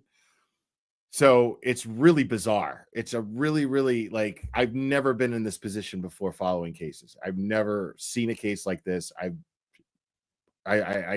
don't think we ever will again. Yeah. And I don't either. I really don't. I don't think we'll ever have this occur again. And I think it has been transformative for the Commonwealth of Massachusetts. Loveys, I just want to say we have Will here with us. Why? He didn't just stop on my show because he likes me. No, babes. He's here because we're supposed to be free and Karen Reads right now. So, oh, and look at who's this? Oh, look at, now I got another. Oh my God. Is this working? If I had pearls, I would be clutching them right now. Oh, hon. What's going on? Not much. What's up? Babe. Nothing. I just saw this in my inbox and I don't even know like what is this? That's what I did. That's what happened. Yeah, to me. hi, babe. I was like, Hi, sure, babe. why not? And then Clever ran away. What's the you said you had Lipton tea for me? No, I was just saying, like, you know how you say I'll put the coffee on. I said I'll put the, because I drink tea. No. Yeah. I guess I didn't make that one that funny. Sorry. Yeah. Yeah, no, I don't have anything to Will say. It was DeClaire, just we were trying to free Karen. Oh, yeah. Yeah. We're just freeing Karen Reads. It's a literal, it's supposed to be a fundraiser. Remember my 12 for 12? Yes. Can you see me? Yeah. Yeah. Yeah. So this was just the conclusion of it. Oh shit. Okay. Raising funds? Yeah. So yeah, we're funds are raising, babe. Dude, I saw they got to 800,000 last night. Like, this is insane. This is awesome. It's big doings. Awesome. You know, I would say that when I'm on the screen now with you two, okay, this is probably the place of it's one. Will is the highest raiser, okay? The glazer is the raiser. Ooh, then we've got raiser. Auntie. He's the raiser. Then we've got Auntie who's trying to perm, you know, get her short and curlies done. And what's Nurse Kim trying to do? Nothing. Just give you my pearls. I love you. Okay. You know, $12 for Kat. And you guys are making all the difference. And we love your faces. Hey, Kat. Right? Kat. Yeah. I love how you always shorten everyone's like name. Like, I feel like if you can't shorten someone's name, you don't want to talk to them. Fuck them. Fuck them. If I can't shorten their name, they're dead to me. No, listen to me. Did you read the new? I read earlier in the stream because this has been chaos, Jimmy. It's been, what the fuck am I doing here? I have no idea. I started this show reading the brand new Vanity Fair article that came out on Terry Muir, who did the ID, you know, docuseries. And bitch, it's a good article. Is that docuseries like good or is it trash? Like, I can't figure it out. It's medium ugly. Oh, well, I like medium ugly usually. Shit. I know you do. Okay. I know you do. Go watch it, baby. That's my thing. You know that's my thing. I love a good medium ugly. I do know. I know, honey. Glazer, what's the matter? So yeah, no. I'm just trying to figure out I'm just trying to figure out what kind of sandwich I'm the meat in right now. Oh, turkey. Ooh. No, I love it. I love it. Oh, No, I what want you to sandwich be you're gonna make? better sandwich. No, what kind of sandwich am I the meat in? Oh, right a now? gay sandwich. Totally a gay sandwich. This Yeah. is a gay sandwich. I love This it. is as gay as you get. All right. Yeah, dude. I'm the heel loaf of some part. Like, You're the heel end of loaf. the loaf of bread that The everyone skips. heel of the loaf. I love it. Yeah, babe. Everybody Yeah, just babe. leaves it in the bag and just pretends like it was never there, but won't throw it away. And then it It's- folds, like they get it it's just folded, stays like there. because they don't even take it out, they just reach over the rest. right. Like You as just- if the yeah, loaf exactly. magically gets smaller. And nobody's ever gonna eat it because it's got all the fucking DNA and dirt from people's fingers all over it. Like, because everybody went little kids and shit. If you got kids in your house, they're fucking fuck that piece. Kids And then always they're- have the dirtiest hands. Yeah, totally. Yeah, Oh, gross. oh, gabagool. That's quite the comment. 2 heels and a thick Two- cut bologna. How do you know it's cut? Exactly. Am I wearing a fucking yarmulke right now? How do you know? And that's okay if you're not. We accept all body types. That's what I'm saying. You know what I mean? Just more to love. That's all that That's what I'm means. saying. I Wow. don't think it's a relevant Oh. topic because I don't think that- either, and I don't think get it. that circumcision defines me. Oh, I don't believe that No. it does. It doesn't. This isn't like 800 years ago. You know what I mean? Thank you. Exactly. Have we not Ooh. evolved past this? I Kim? also feel like it's kind of like, I don't know. It's kind of messed up that like they don't let the person decide. That's what I mean. Yeah. well, exactly. a baby can't do it. Right. They can't tell Yeah, you. they They just shouldn't. try. They shouldn't. Stop baby body modifications. For No God's shit, sake. dude. Knock that shit off. No shit. Okay. Kids cannot consent. I'm with All you. right. Actually, All right, father. Okay. Because Rabbi. I don't know if I Daddy would've done it. wasn't there. Sorry, Yeah, exactly. Jimmy. Do you have a Wow, Krella? that has got to be the most awkward silence of all time, right Well, there. no, I just feel like it's like I don't know. I feel like I Right wouldn't have there. done it. I wouldn't have done it. I don't think I would have done it. Oh, if you could like Cher says, turn back time, you would have Yeah. left it on. Yeah. Oh, babe. It's like, dude, I have a whole other body part that I don't even know about that was like taken. You know what I mean? And it Yeah, has to do with a exactly. pretty important part. Some parents Can you keep get that shit in a reskinned? scrapbook. Did you Some know parents, that? what? They keep the foreskin in a scrapbook. That's the thing. Yeah, those are called fucking freaks. Okay. Yeah, umbilical cords, all that shit. All right, that's you can use that for witchcraft, so I'm cool with that. Do that shit. Yeah, they keep the umbilical cord. They keep the what do you call it? The Placenta. placenta. Yes, some eat the placenta. I remember watching Real Sex on HBO when I was like 16, Oh, and Good there was show. an episode where they were like eating the placenta from. Yeah, they made a ritual out of it. It's the weirdest shit in the world. You can fry it up like an omelet. Yeah, it's like a swinger group that fucking ate the placenta Oh. of their pregnant fucking member of their friend or something. I don't know what it It's was. It so was really weird. weird. It was super weird. Yeah. You But I'm can glad get I saw skin- that. I'm glad I saw that at 16 because it prepared me for the world that I was going to enter into as an adult. Place is crazy. Oh, I know you can get skin added on, but like it's not the same. Right. because it's not yours. Yeah. Can you donate your Sorry, babe. foreskin for people who want to replace and go back? Maybe if like you're an adult, but I think getting like a infant would that I mean it would fit on me, but maybe not everyone else. You know what I mean? Yeah. Now, and I really hope that this medical insight that you get from Nurse Kim's very medical channel, I hope that this is worth $12 to you folks to donate to Karen Reed and her defense fund, because this is as medical as shit gets. Thank you. Okay. Thank you. Well, why are you thinking about donating? Of course. Can you imagine if I had Claire's foreskin?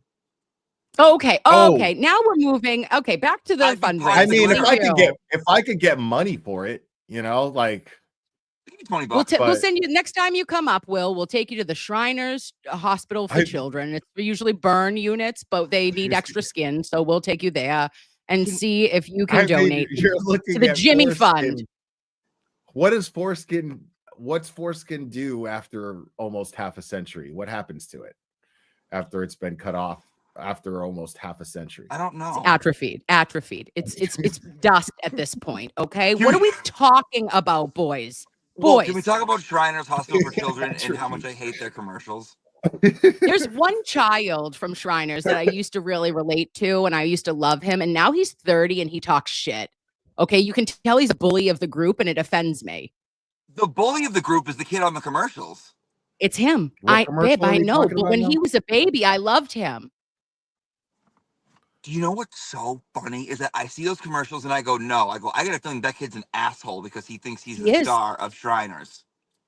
When he got the fame in those commercials, everything changed. Everything changed. He's no longer, he doesn't have, like, you can tell he's not in it for the reasons. He's like, take a blanket, bitch. That's what he says. He's like, oh, look at you sick losers. You guys on TV, huh? Good luck. You don't have this clout. Right. And they're like, that's you Shriners make blankets. And he's like, why don't you knit yourself a fucking way out of here, bitch? Jimmy, we need to go to church. Okay, everybody, thank you so much for being here. This has been magical. I can't get on the Karen. Oh, babe, I need you. Jimmy, wait a minute. I do really actually need you. Can you tell me, can you do something for me? Can you make a spinny wheel so that we can wheel the wheel tonight? How many do you need? For what? I need the wheel so I can. You need? I just need one wheel. Jimmy's ready to open a wheel factory. And he's like, how many do you need? What do you got? Dude, I got you. I got you. How many people do I need to contract for this job? So how many entries? Oh, well, the last time I checked, I think it was 350. Okay, so it's not, I can't use my 25 with my gay cage that I have that I can like roll and like pick a number. So you got to do the wheel. Yeah, you need me to make you one? Be a gay cage. Because have you seen the cage? Have you not seen the cage? The cage is the gayest thing ever. The bird cage. You know who else comes out of it? Dude, the cage is sucking off another cage. That's how gay it is. Like it wasn't. No, what was his name? It was who was the boyfriend of Robin Williams in Birdcage? Nathan Lane spins the cage. You know what I'm saying? I love the housekeeper. He played such a good gay guy in that movie. Best. It was unbelievable. Nathan Lane is a very talented actor. Like the way that he pulled off being gay in that movie was amazing. Nathan masterpiece. Lane is gay. I'm sorry? Nathan Lane is gay. In the movie, right? Yeah, I know. In life. Wait, Nathan Martin Lane. Lawrence, Eddie Murphy? Eddie Murphy is he's he black. Was in that. He was in that movie with Martin Lawrence and Eddie Murphy. What do you mean? What are you talking about? Nathan Lane. Right. He's talking about Robin Williams. I know. Robin Williams is the Birdcage was like, right. He was this really flaming gay dude in the Birdcage. It was amazing. Like, didn't he get an Oscar for that? I mean, that shit was a stretch. Yeah, he did method acting too. He sucked a lot of wang off camera in order to get into the role. See, now you're just talking shit. No, he's gay, dude. He's gay. Listen. Somebody Google it. I need a fact checked when Jimmy is on a fundraiser. Please fact check this. Is it Googleable? Is Nathan Lane is he one of the gays or is he one of the straights? I have personally seen Nathan Lane motorboat vagina. Okay, I have personally seen it. How big does that vagina have to be to motorboat it? Okay. Can't judge a book by its cover. Okay. Even if the cover. Read it like Karen Reed. And we're going to read to get to the next level on our defense fundraiser today. Okay. All of us have come together. You are the community that makes it happen. One Nathan Lane BJ at a time. Okay. There we go. One motorboating was acting. What was method acting? Yep. What time are you doing it, hon? I don't know, babe. I was hoping to do it like, I don't know. I just want to pick it. So like it's because I can't read them right now because it won't allow me to pull back all the way because I started like the back. first Speaking of week of foreskin. March. What? Oh my fucking God, help us all. Okay. So here's the thing. Do we feel like 6 o'clock would be pro? Or no? 6 o'clock. That's when the Young Jerks is with Better tonight at 6, I think, right? Okay, like let's do 10. 5:45. Let's do a late night. Let's do a late. Me and you, 10. Aiden's on at 9. Yeah, Aiden's doing his. I got Melanie he Little moved at it 8. from yesterday, and then he's got Melanie Little at 8. You got Yeah. I know. Melanie I'm nervous, dude. Little? I'm nervous. What are you nervous about? She's intimidating. I Should love her, be. but I'm kind of scared of her. No, she's a pussycat. I promise. No, she's dude, great. she's Oh, like, I feel like I have to like clean my room before it happens. you should. Clean your foreskin well, before that happens. yeah. Yes. Yeah, you Why? should probably do that, but no, Yeah. she's real easy to talk to, man. Like I love her. I was intimidated at first too, but she's really easy to talk to. She's awesome. I love her. I've been on her show. I met her, but I'm still like have like reverence for like Miss Queen Melanie Little. Guys, She'll smack a bitch. yeah, she will. Yeah. She sure will. She sure will. And she's gonna, but I think that she'll be like more laid back. She'll let her hair down at your house, though, Jimmy. Oh, I know she'll be laid back, but that actually makes me more nervous because it means she won't be afraid to extra smack a bitch. And plus, like, you guys hit it off in person too. Like, I love her. Yes, so, I love her I too. mean, you already have that advantage. Like, like it's going to be a very natural thing. You'll see. It'll be awesome. It'll be fantastic. And she's So, fun. babes, can we Yeah. say who's going on today then? So I know that Brit Happens actually is having the star Ms. McKinney from TikTok on her channel at 1 o'clock today, I believe. Dude, then good for her for getting that. Everyone's been wanting Yeah, that. man. Good for Yeah. her, dude. I'm proud I of want her. this bikini on my channel too. Dude, I've been in her inbox on TikTok like a stalker. Like Yeah, and I have no yeah. shame. I have no fucking shame. None. I do. I sent her one message and that was it. I can't send her but anymore. I did send her a I've already message. too many. There Wow. are like 3 max, and then I can't send her anymore. Yeah, I said, because I mean, can we be honest? Like, she is us when we were watching Yeah. the trial. Like, each one of Oh. us, the way she reacted, the way that she analyzed everything, it was like, and she has the experience as an attorney as well.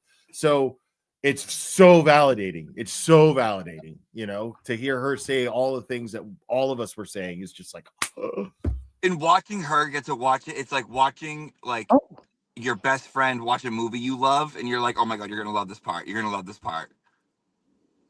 yeah. And Speaking Kel- justice, too. Damn, Miss McKinney. Speaking Everyone else is justice. my bitch ass.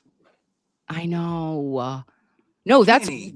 awesome though. We love that. That is And then awesome. we I'm have pumped. and then Mike is over at the grandbaby. I invited him over our house today too for some tea. But he's visiting little grandbaby right now. And so we love you, Mike, and we'll be at your house at 6 to watch him and Mr. Betterow discuss You're going things. on? No, not me. I'm just gonna go watch him. I'm gonna be in the You chat. said Kim. Okay. Oh, well, pardon me. I meant him. Oh, And then okay. Just making sure. at 8 o'clock, we have Jimmy. 8 o'clock is Jimmy and Melanie Little. Huge, huge show. And then what time is Aiden doing? 9? Yes, nine. This bit. And I'm only gonna be like an Usually hour. 9, yeah. Why wasn't he on last night? What? Why wasn't he on last night? I don't know. I didn't ask him, but I will. Well, doesn't he usually do Saturday? Yes, hon. Yeah. Oh, well, Jesus. Okay. Sometimes he moves it to Sunday. Things It could have change. been a sporting event. Like sometimes if it's like a big game that he's following, He's Oh, getting it's his March foreskin Madness. put back on. there's that. Yeah. Yeah. Yeah. Yeah.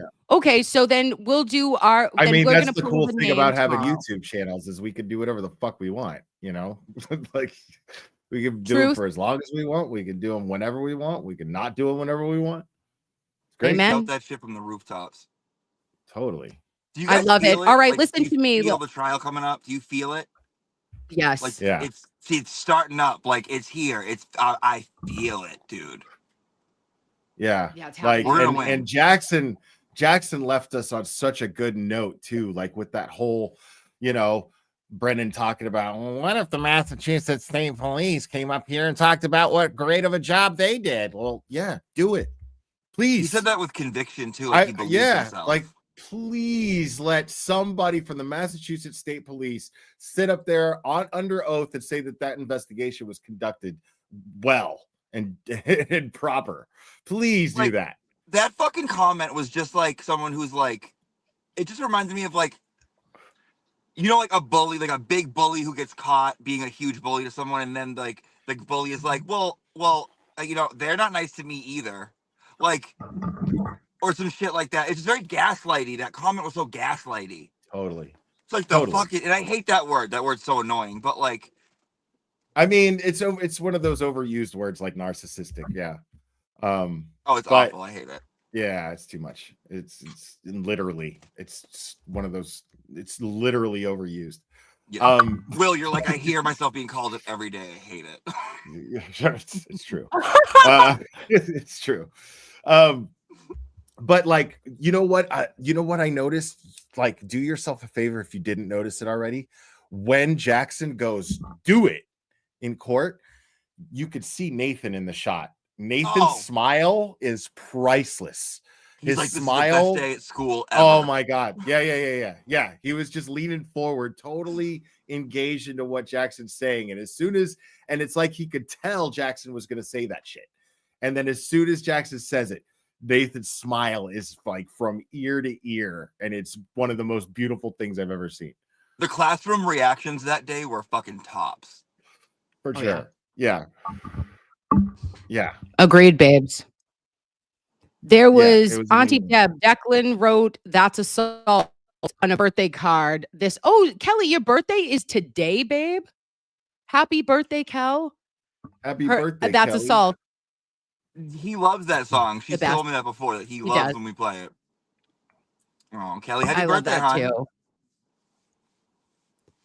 And here we go. Then the only other thing I wanted to say to you is that we're going to have to figure out when we'll get this. Can you put 200 or can you put how many hundreds of things can you put on the non-gay wheel? You could put as many. Yeah. Well, enough to leave space so it mixes, you know. I think. Or wait, no. It's online, so I don't know. I think you should be fine, hon. I do. Oh, it's a virtual gay wheel. Oh, up to 1,000. I'm sorry, it's up to 1,000. I remember. Up to I didn't have 1,000 people do that. So I'm gonna do that late. I'm gonna do that tonight, and then I'm going to, or should we do it tomorrow, Jimmy? Because everyone's so busy tonight. This is a very busy day. What are you giving away? Nurse Kim pearls. Oh, keep it going until tomorrow. Okay. Do a whole. Anyone can donate today, and then we'll do it tomorrow. They could donate up until, how about like what they're putting your name on it or whatever? Yeah. How about up until you draw it? Give people time to donate. Okay, so let's say it closes. We're gonna say it closes tomorrow at 5, and then we'll pull it tomorrow night. End of business day tomorrow. Yep. And then pull it. Oh, I don't know, hon. I don't know. It's the Lord's Sunday. I can't think like that. I don't know. You'll pull it. You'll pull it. We'll pull it. We'll pull it. We're going to pull it. Okay. On that note, I'm going to pull my hair out, and I love all of you. Thank you for showing up for our Sunday service and a stream of unknown origin. This we appreciate and will never forget your loyalty, your, commitment to justice and truth. All right. In the name of the Father and of the Son and of the Spirit, free Karen Read. Bye, babes. Bye.